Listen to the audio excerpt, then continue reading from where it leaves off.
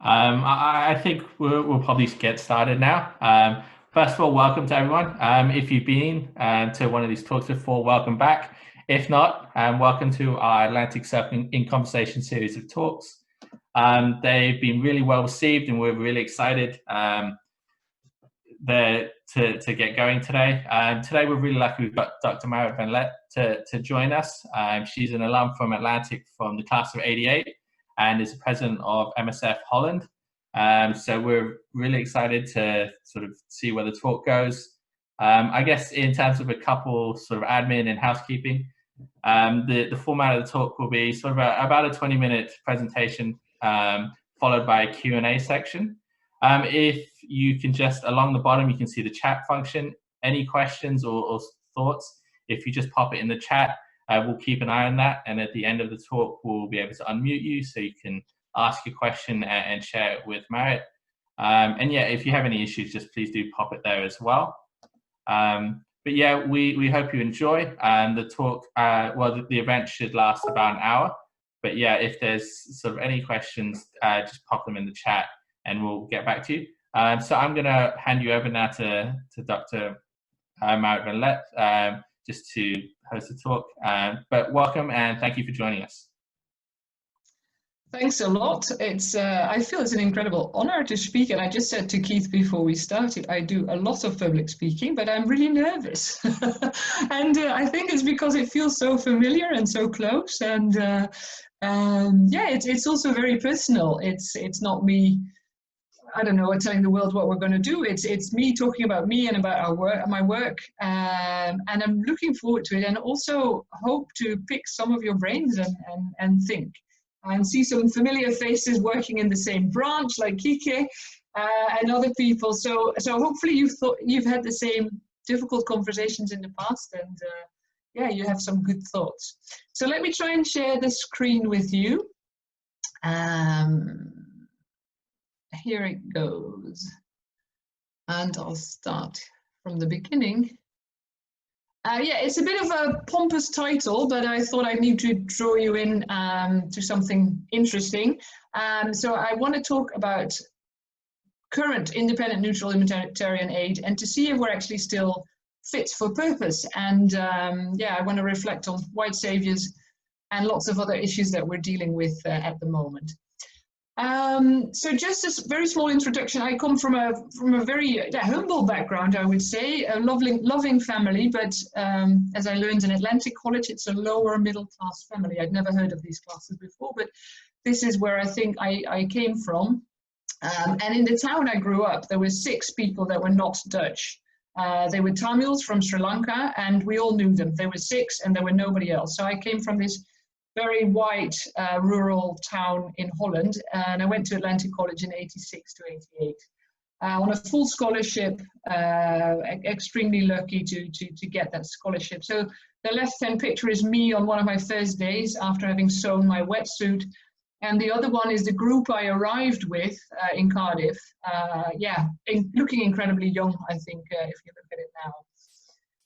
So then where did UWC lead me to? I went to study medicine in Amsterdam, and I actually trained to be a general practitioner. But after a while, I thought it was really boring. So I made a career switch to Doctors Without Borders, or we very often use the French acronym Médecins Sans Frontières, or MSF. So if I speak about MSF, I mean our organization, Doctors Without Borders. And on my very first assignment, I was sent to the Democratic Republic of Congo. And I must honestly admit that when I read the job description and I read about the history of Congo, I nearly stopped working for MSF, or never actually ended up working for MSF. It was quite scary to read where I was going. Because in Congo, as quite some of you might be aware, there is a ravaging conflict that has been going on for very, very long, actually way longer than 1994, but the real crisis started after the Rwandan genocide, where about 1 million people fled into Congo, into the east of Congo. And the conflict, I mean, there's lots to say about the conflict, but there has been what they call the first and the second African War over that period. And a lot of it has to do with the minerals in Congo.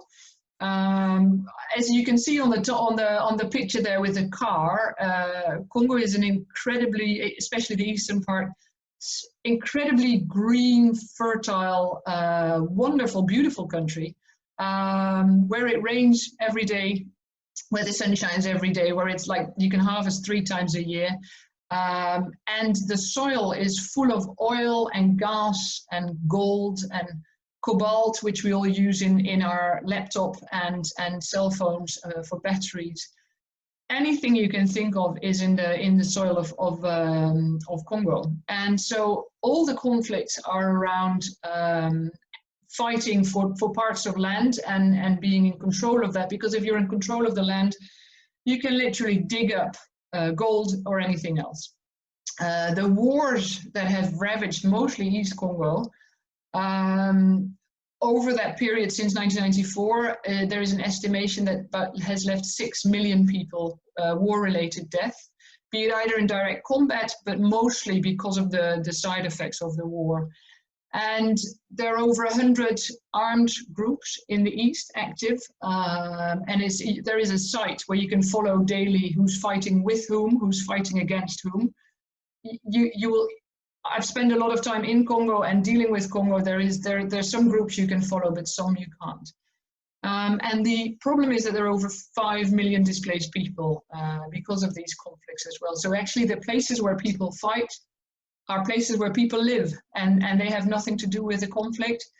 They live there, they have to leave. The conflict is horrible in many senses. There is a lot of rape against women, and men are being taken hostage and have to work and fight, and villages are burned down. And the end result is that in that incredibly fertile, beautiful country, there's an awful lot of malnutrition. So on the bottom, you see me working in my first assignment as a medical doctor of a feeding center, which is hard to believe in a country where you can actually harvest 3 times a year.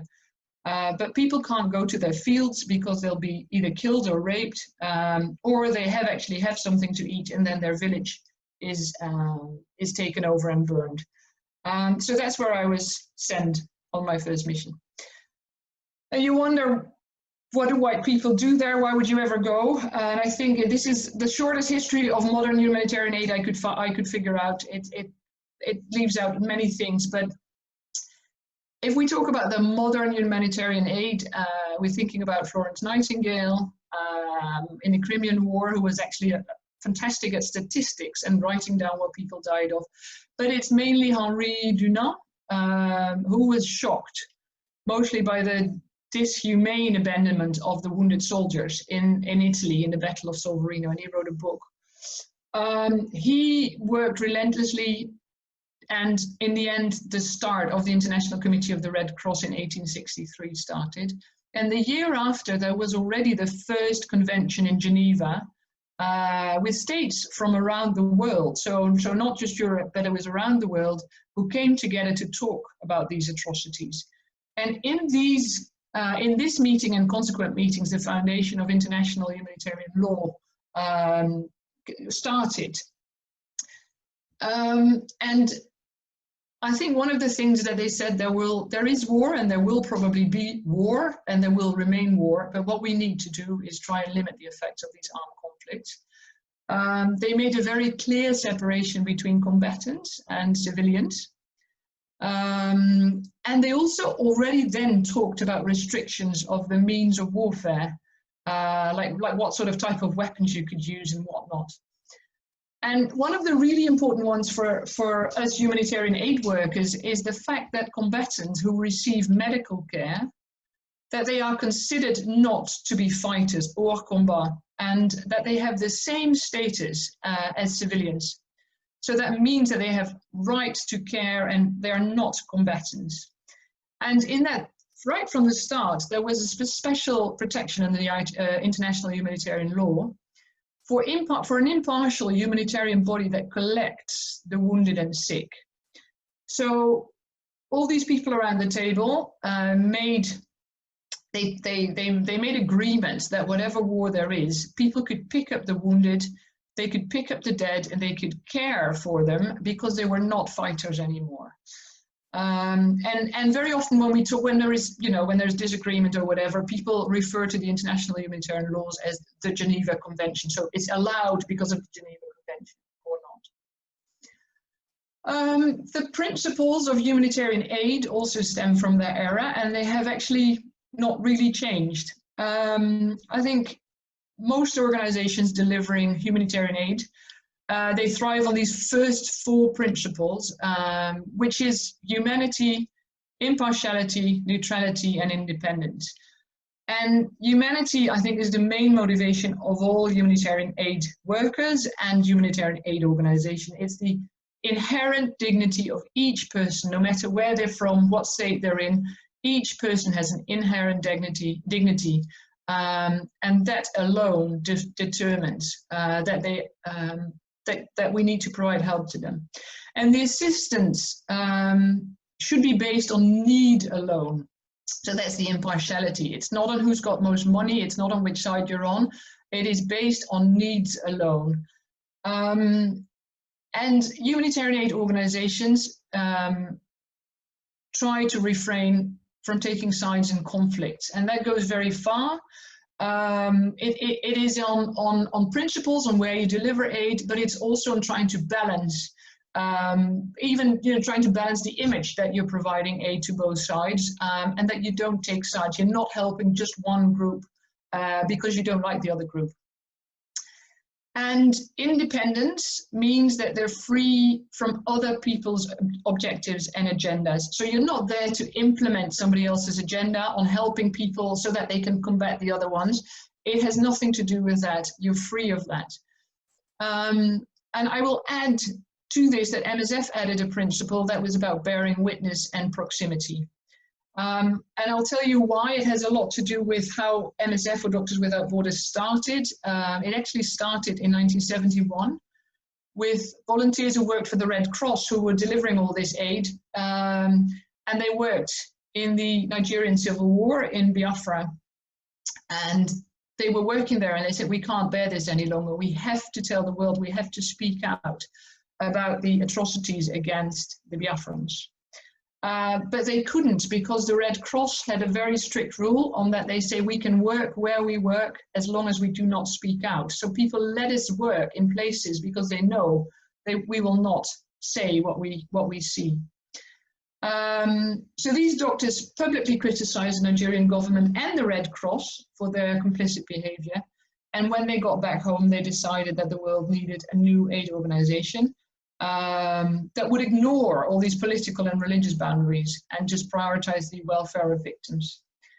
And together with the journalists who also worked in that war, they created Médecins Sans Frontières, and thereby, having these four principles that I just said, they added that there is their duty to speak out if there are atrocities and if it helps the people they're serving. So this led to the creation of MSF, Médecins Sans Frontières, and the first headquarters was in Paris. And then very quickly, some other countries, people started volunteering working for MSF, and they came back home and they said, we need an organization as well. We need fundraising, we need other things. So Belgium, Switzerland, Holland, and Spain started soon afterwards. And then it went so quickly that they said, listen, we can't keep a group. If any country, anybody can start an MSF and work independently.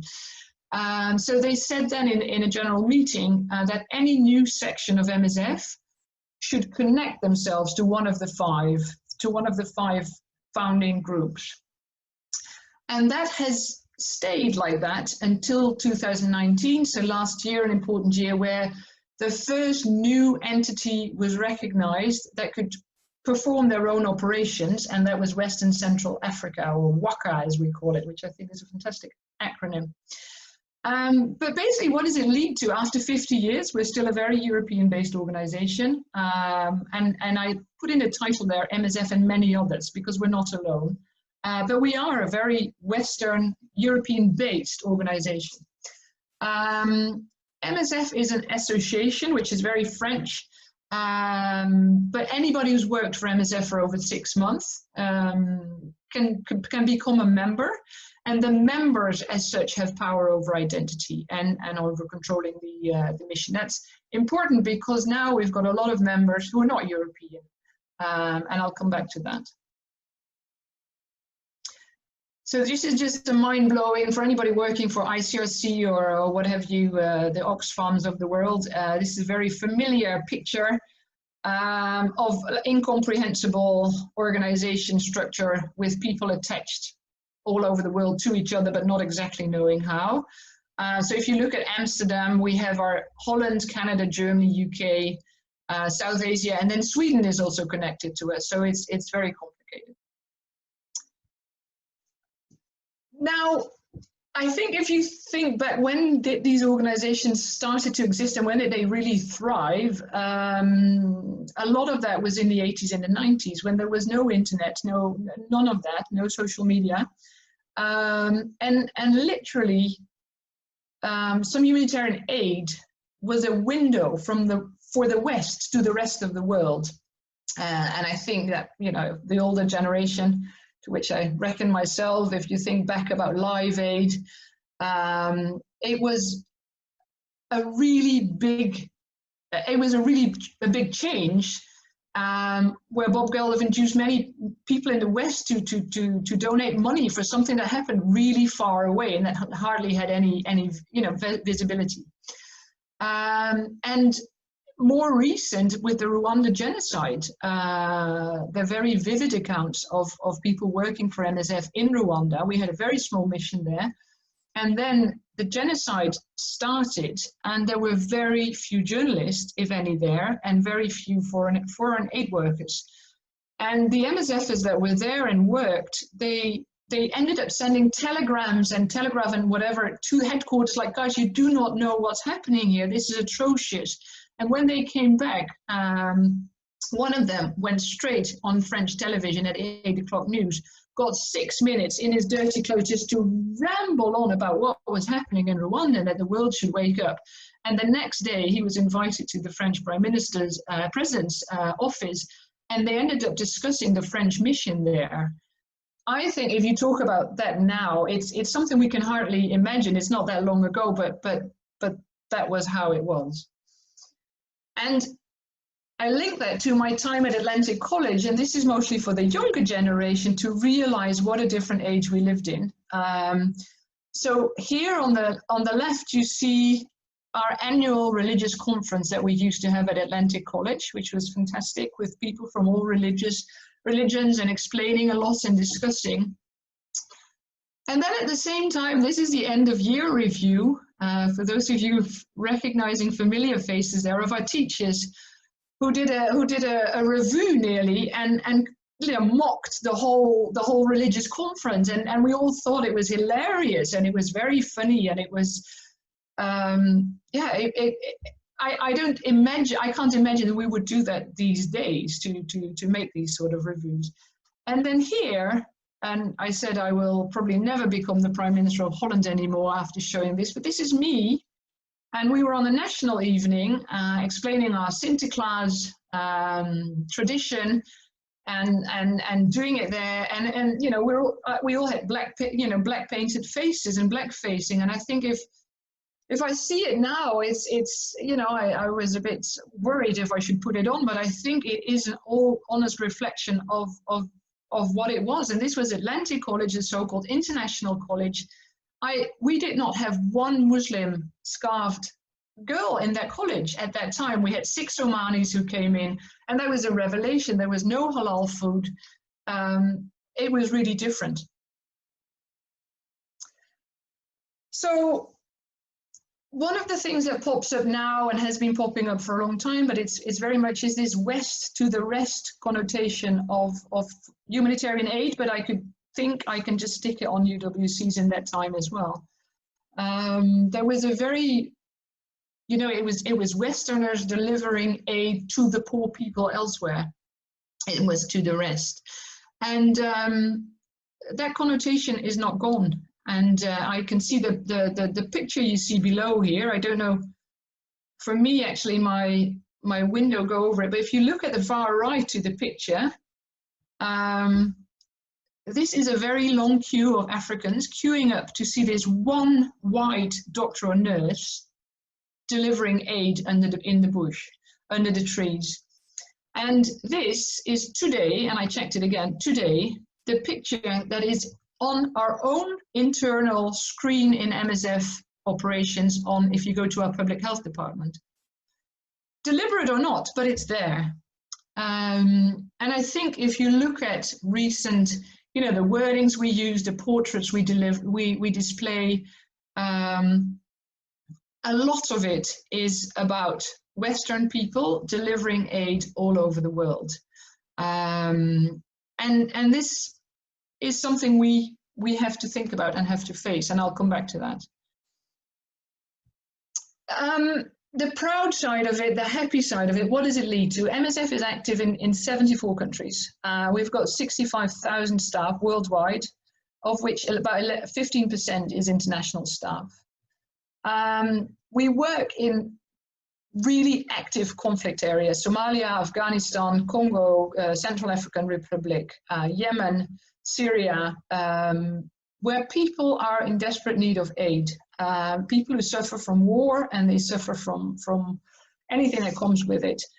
I just quoted some numbers there on outpatient consultations, malaria treated, you know, you can talk about HIV, about the birth we do.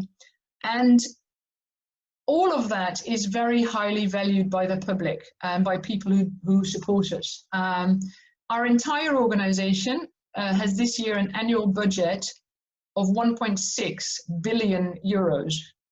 And this is mostly privately donated money all over the world. It is donors liking what we do, liking the way we do it, and this is their budget that they give us to work for people in need.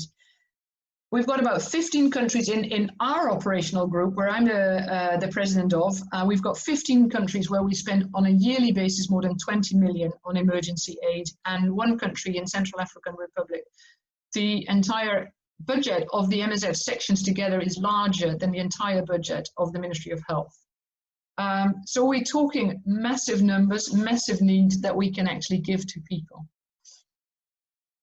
But there's a lot that is hindering us now stronger than before.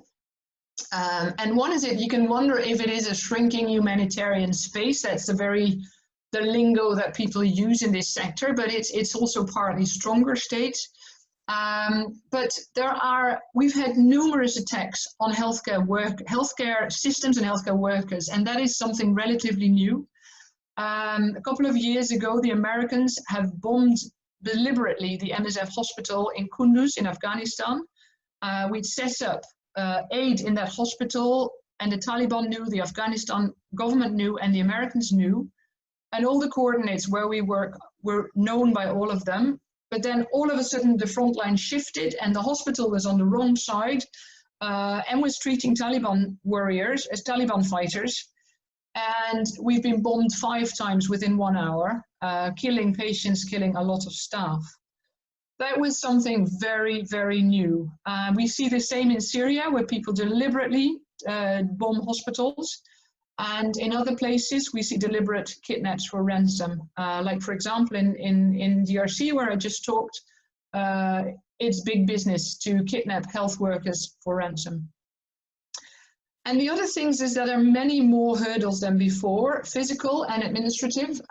So it's on importation of goods, it's on getting people visas. They will just refuse visas, you can't have them, work permits, blockages of transport. One of the worst was the holding of the Ethiopian government of millions, I don't know how many liters of Ringer's lactate that was needed for cholera outbreak in town where people were dying. And they said, no, in Ethiopia we only use English, so there has to be English labels on the Ringer's lactate, on the fluids, on the drips that you can give to people. And you have French ones, so we're not going to do it. So there was, at the airport, there was all the life-saving treatment. And just to make a stand, they said, no, you can't have it.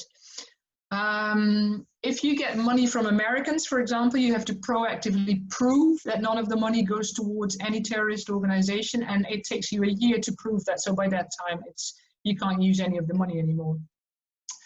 And the other one is criminalization or delegitimization of humanitarian aid, where countries are very actively criminalizing us and the activities we do, and this goes for other activities. And one of the recent examples is our search and rescue on the Mediterranean Sea, where we try to save people from drowning when they cross the Mediterranean Sea.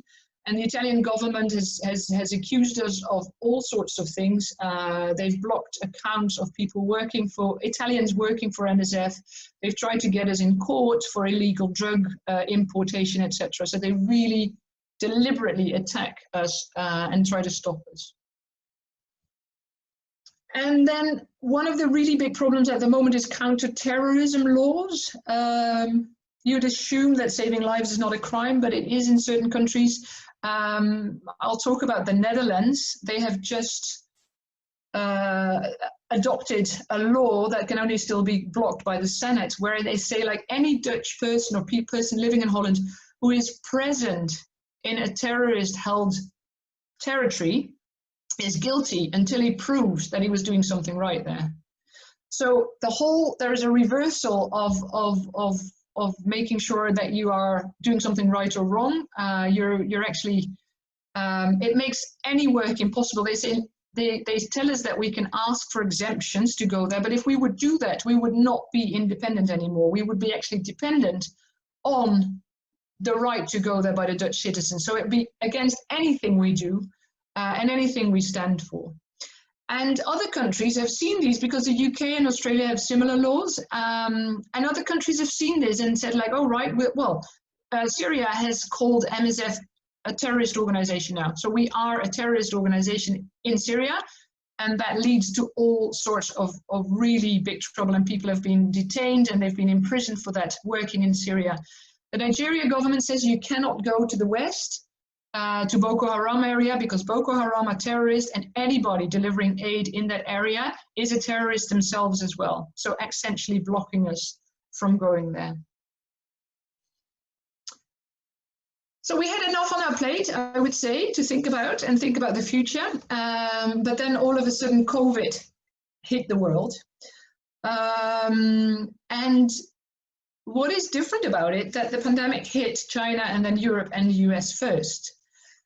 And there were several things that came with it, because one of the things, the pillars on which we deliver our aid, is mostly based on sending people and goods around the world. Sending drugs, sending donations, sending people working there, sending money. And then all of a sudden there were no planes and we couldn't land and we couldn't do anything. So people who were where they were stuck, and people who wanted to go to deliver aid couldn't go.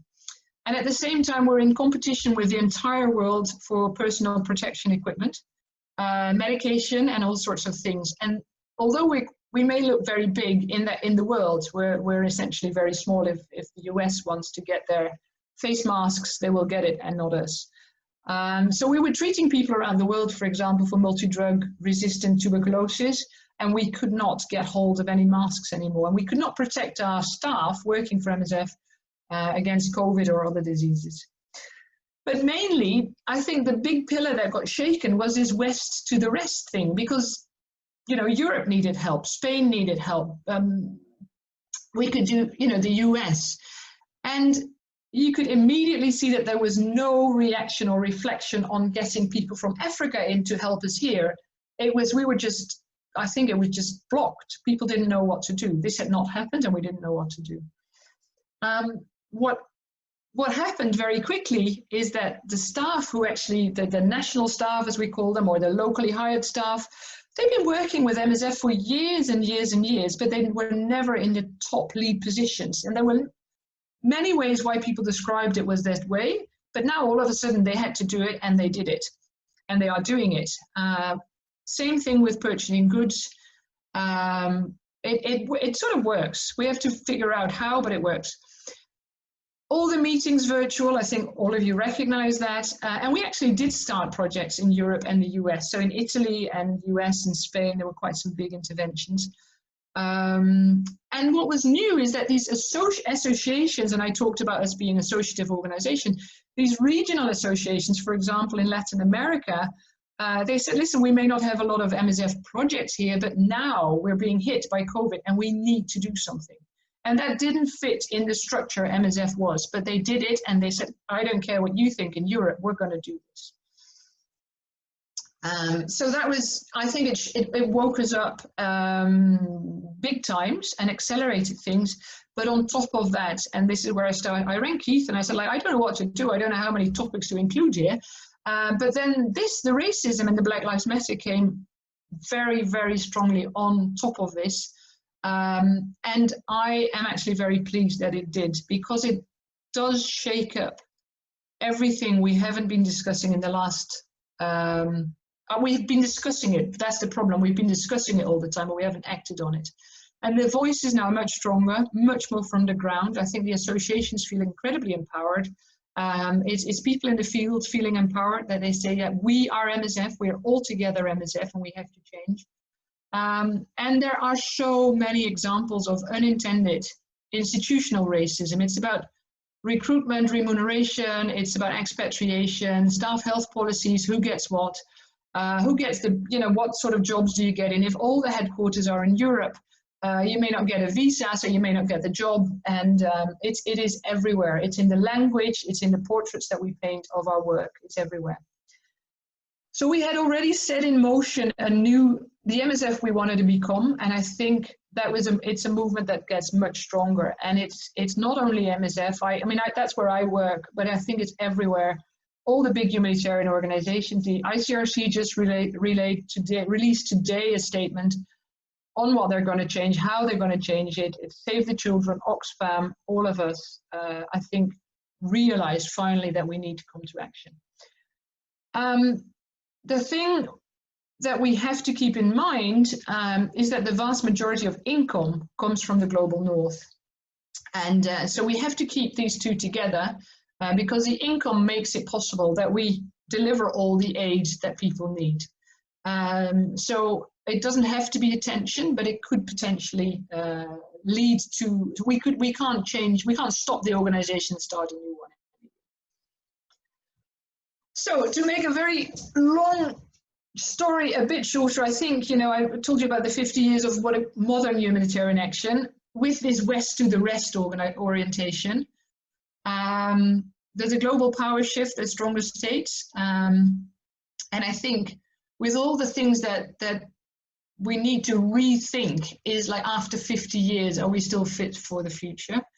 COVID shows us that we can change anything. And we need to think all together how to do this.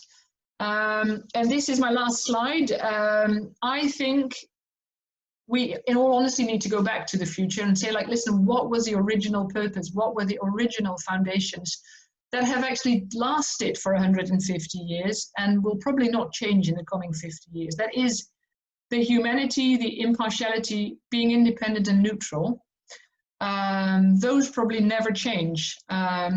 So we need to see how we can keep emergency aid available for those who need it. So I'm specifically talking about emergency aid, not about the long-term development aid, but about emergency aid. How do we keep that available for those who need it in conflict, and do it with the above principles, but change the way how we organize ourselves. So I'll stop sharing my screen there.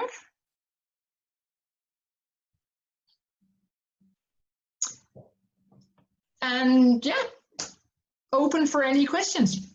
Brilliant, thank you very much. That was really great.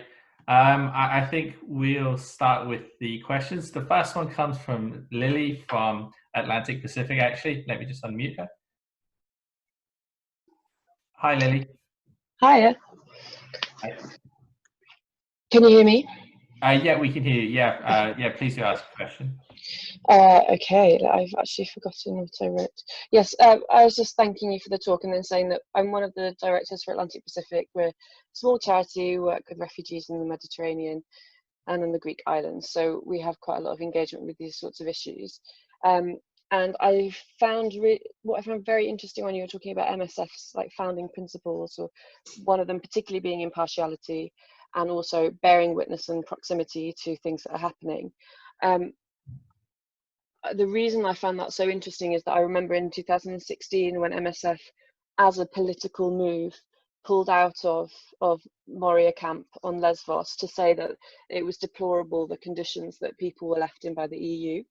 And it's been a topic of discussion constantly, like being part of a small charity that is like still finding its feet and is involved in an inherently racialized kind of issue, like refugees and migrants coming across. So we talked a lot about wanting to take an apolitical stance, so that we have the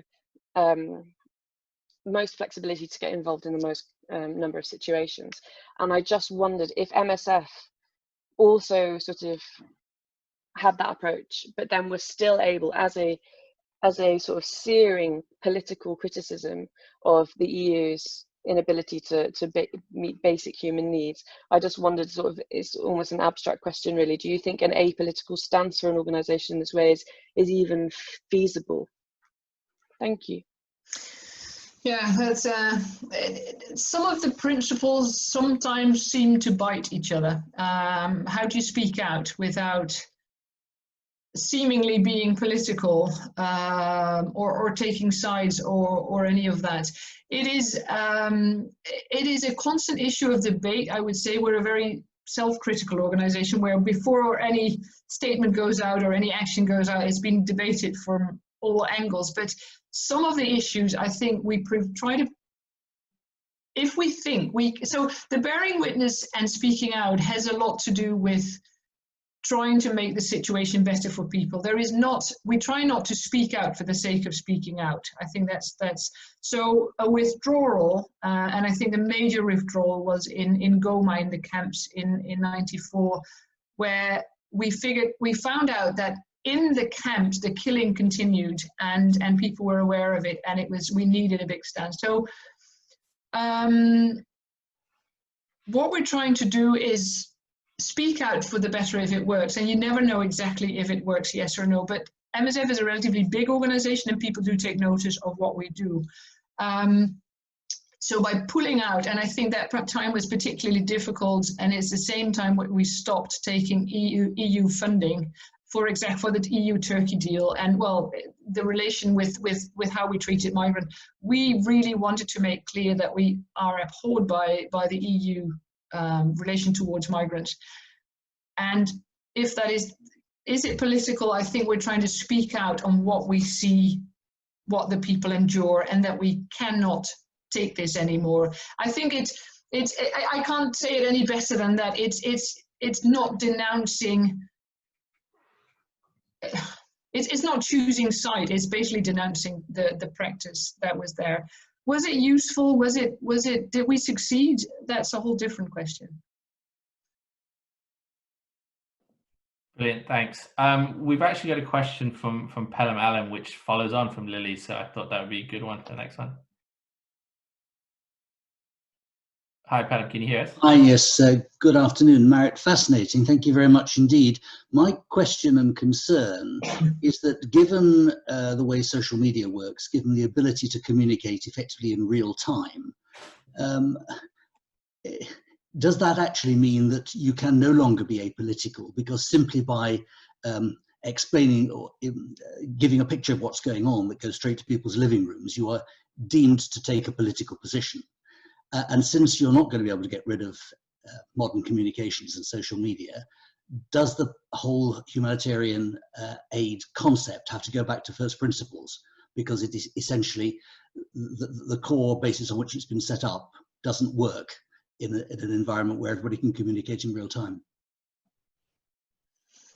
Yeah, I think there's two sides to it. One is that from your proactive communication, you can be very neutral. I think it's not about this one tweet or this one posting on Facebook. It is about what is the overall picture that the organization paints. And this is, this time for migrants here, and that's, the time for Like one of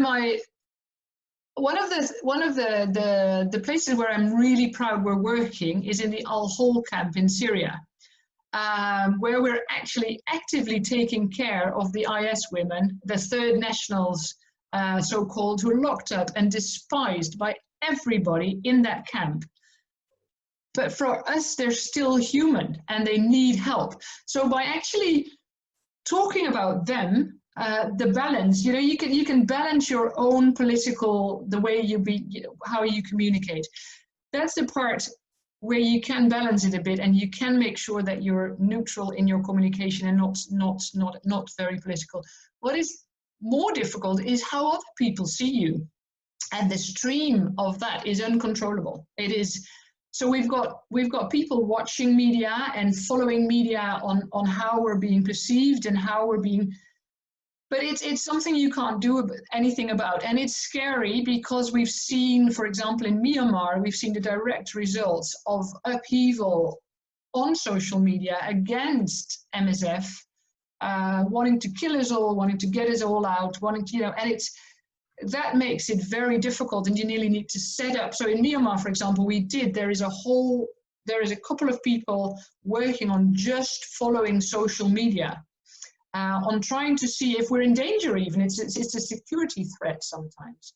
So that's, in that sense, it's very difficult. I think the political side, and especially with a big worldwide organization, you can actually try to make it a balanced picture of what you're doing. Brilliant, thanks. Next up we have Kike. Let me just unmute. Kike, can you hear us? Yes, thank you. Thank you, Marit, for a fantastic talk. Very quick and practical question. Considering how endogamic MSF is and how difficult it is to go back to normal professional life after a few years working in MSF, what would be your advice for somebody young that aims to work in an organization like MSF? How long should they try to embark? Because before crossing this no return line. Well, it is a very practical question. Okay, now this is a completely unscientific answer, but I would say don't do more than 3 assignments because you completely lose yourself in the world of NGOs and all the lingo, and it's hard to go back. It's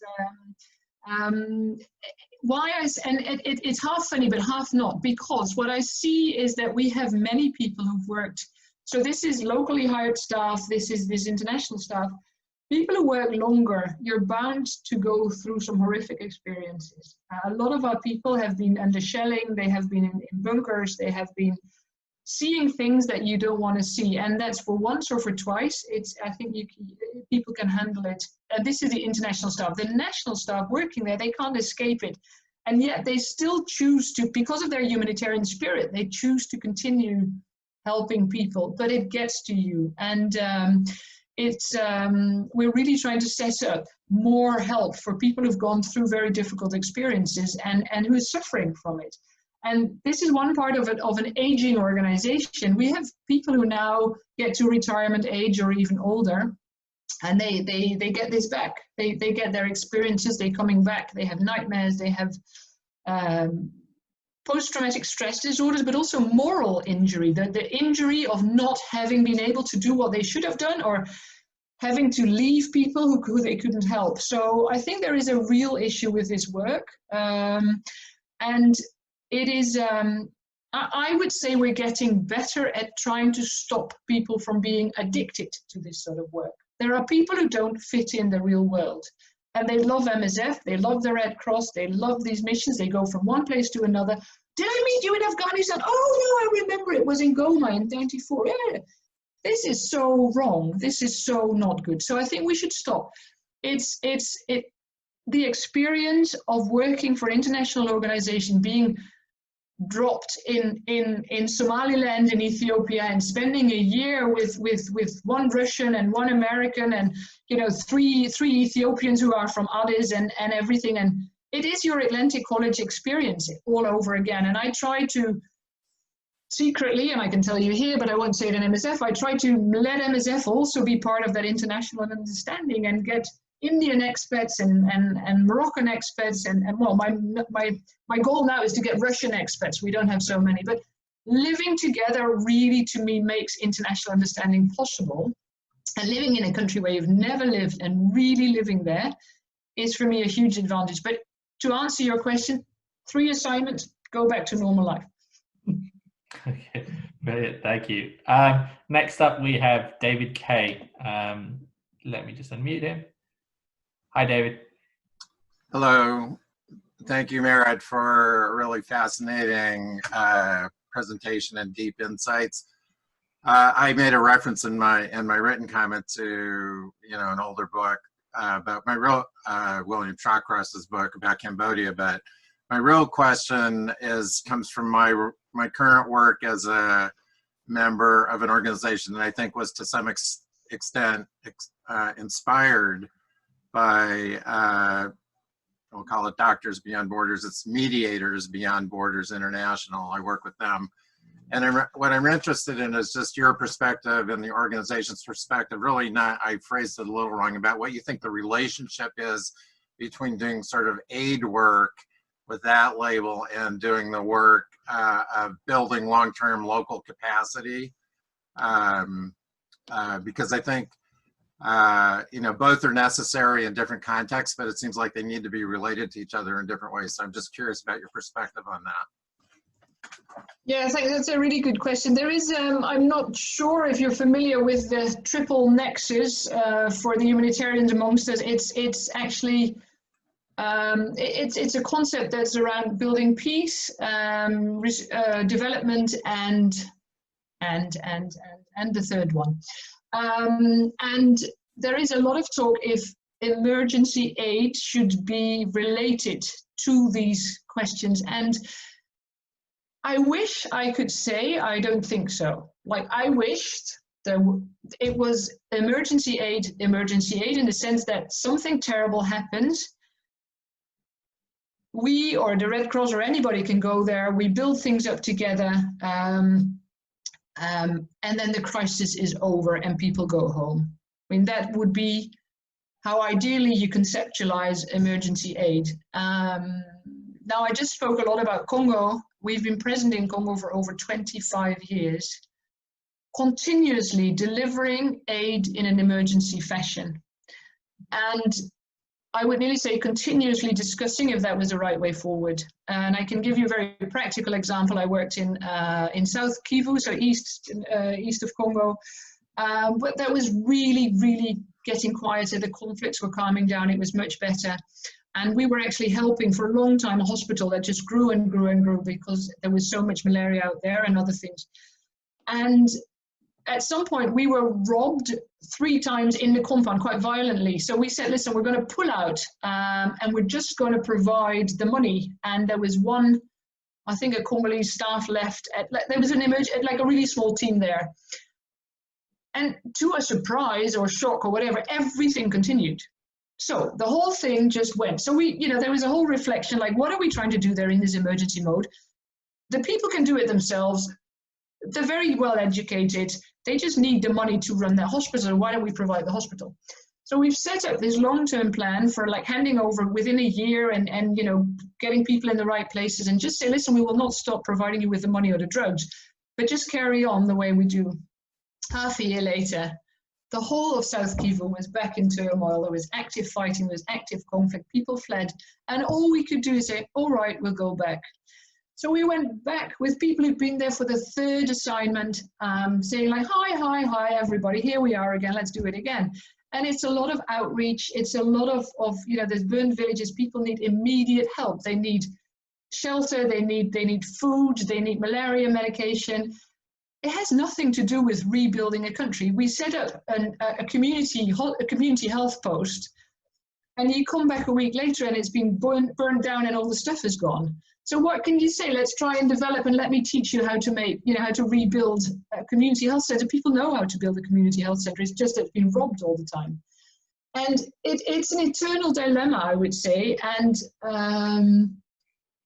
I don't think we've quite solved the puzzle yet, internally and externally. And some other people say your presence perpetuates the conflict. because that's why people come. They know that you can, you know, that there are people with money there.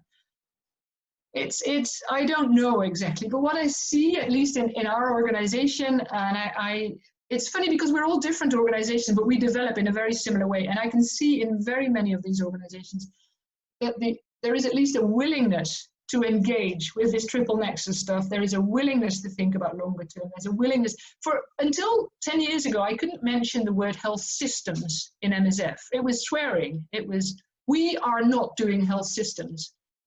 And I said, listen, guys, we have to think how we fit in this system if you want to do something.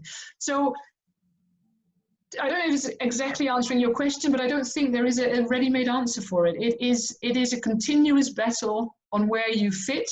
And I think that the medical paradigm of do no harm is probably the most useful one, because you can also do harm with emergency aid. And I think that's the part we have to avoid.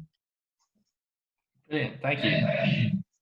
Next up, we actually have Marlies Bull from UWC SCA. Let me just unmute. Hi, Marlies. Hello. Hi, can you hear me? Yeah.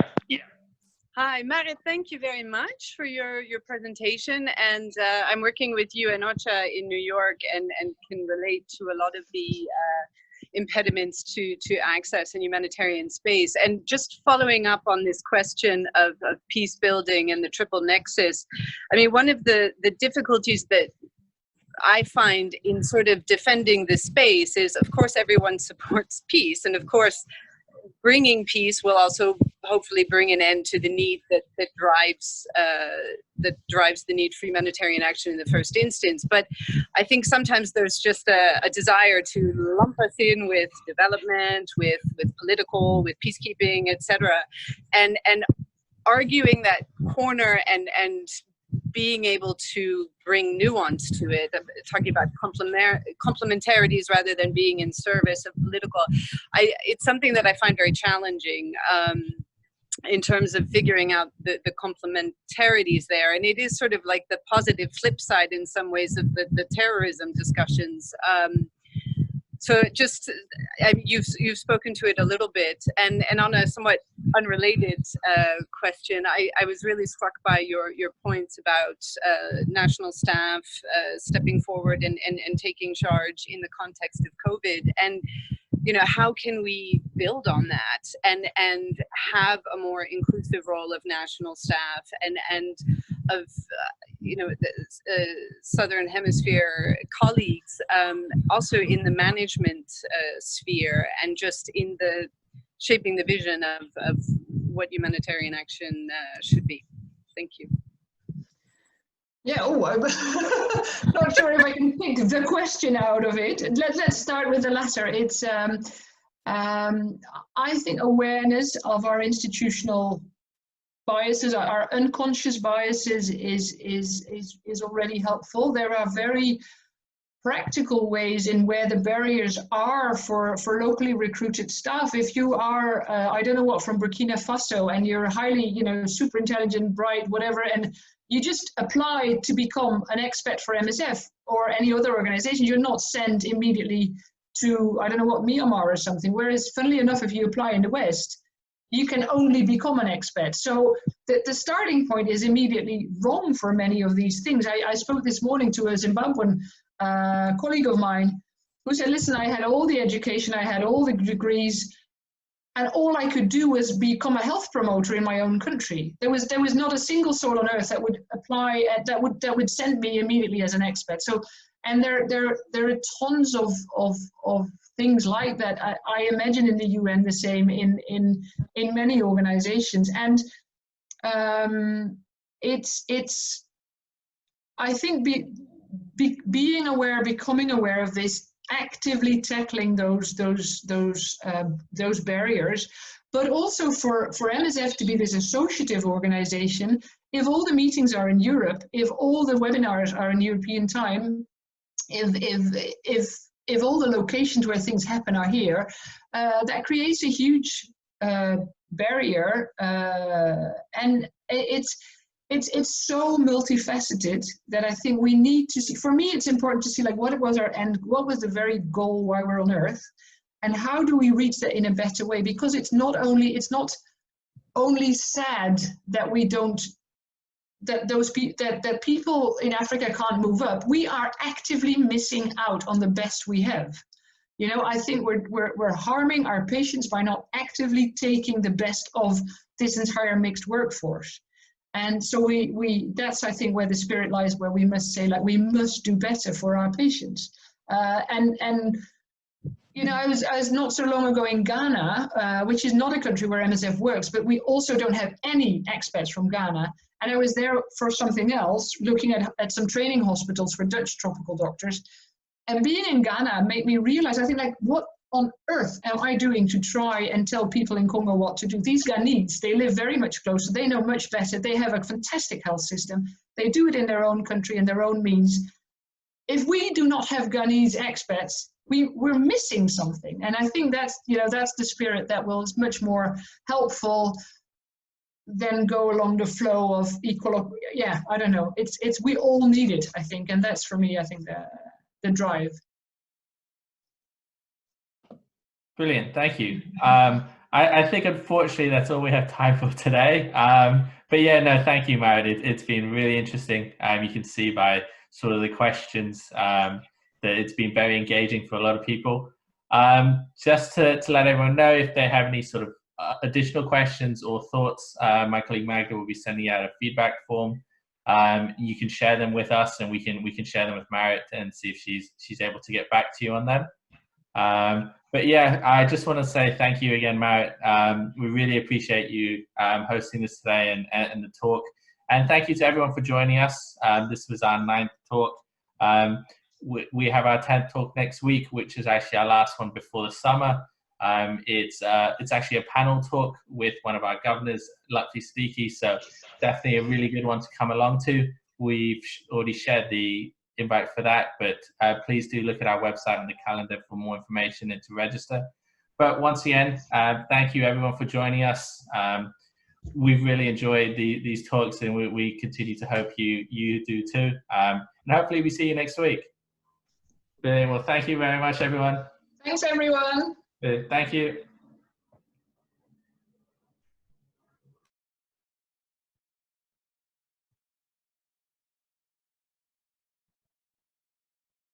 Hmm.